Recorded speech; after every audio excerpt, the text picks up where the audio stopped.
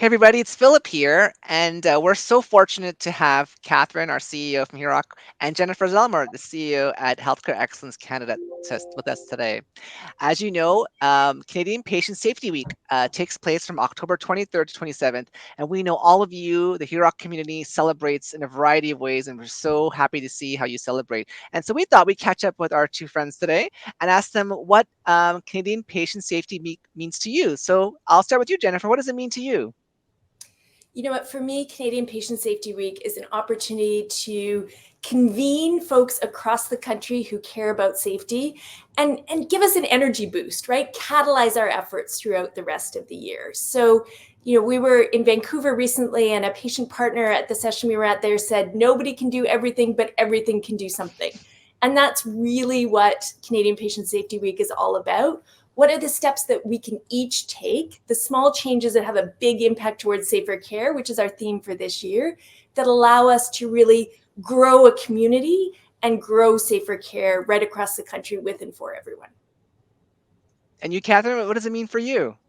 Well, Jennifer's answer is so perfect, of course, and I want to thank Healthcare Excellence Canada for really keeping a focus on Patient Safety Week, because I do think it's about keeping it front and center, keep talking about this as an issue. HIROC's vision, as you know, is partnering to create the safest healthcare system, and then we have as our strategic plan turning the corner on patient safety. And so obviously it's fundamentally important, and frankly, in a context where it's easy to say patient safety is actually what we do. It's what we do every day. And so why do we need to talk about it in a different way?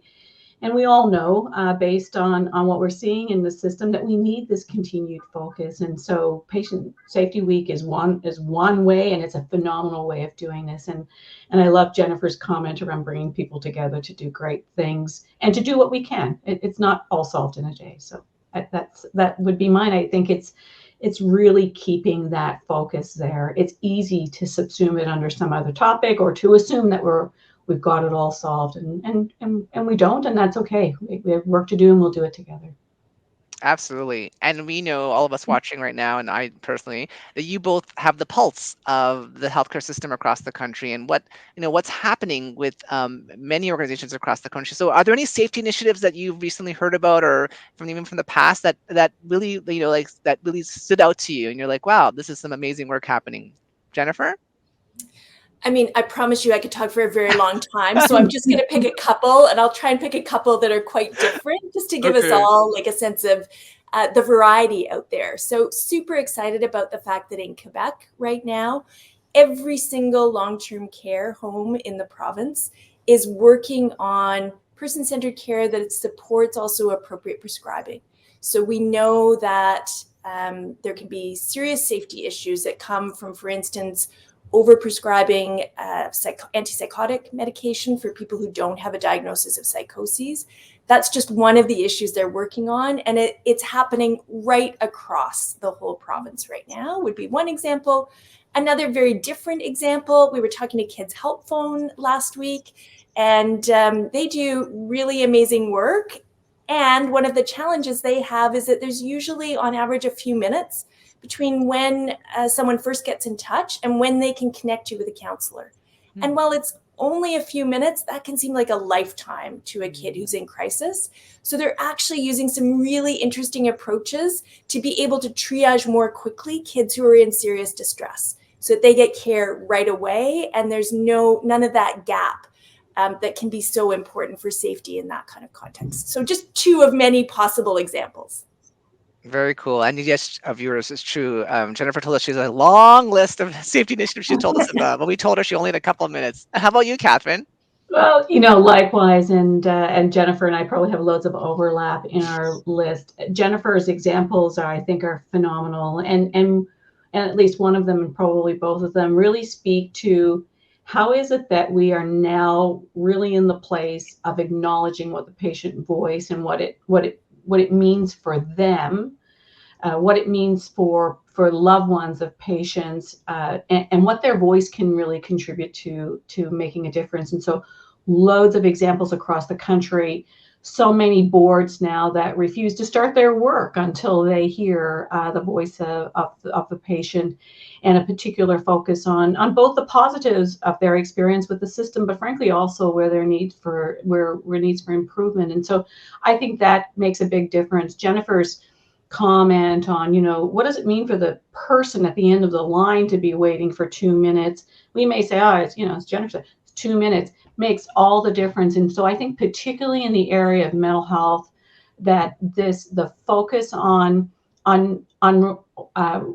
hearing the voice of the patient, understanding the voice of the patient, but also thinking about what peer support means in that context. And so huge efforts in many of our subscribers across the country and healthcare across the country generally around how you leverage the full spectrum of people who might contribute positively to the care of people in the mental health area.